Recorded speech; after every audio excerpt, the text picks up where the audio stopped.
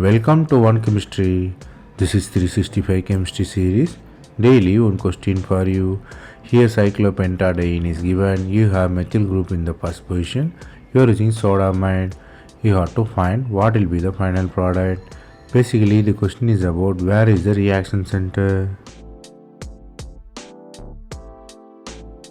The answer lies in the aromaticity. Basically the reaction is aromaticity versus reactivity. Here there are many reaction centers. Where it will react means where the stable anion forms, it will react.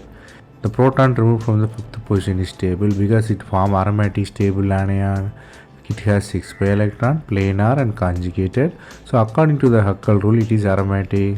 So the product is quickly formed because of its extreme stability. The CH3 proton difficult to remove because it don't have extra stability. Moreover, the base is not effective to remove CH.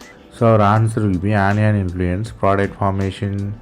Here the concept you outline here is even aromaticity can induce the product formation. So you have to find always stable anion and cation.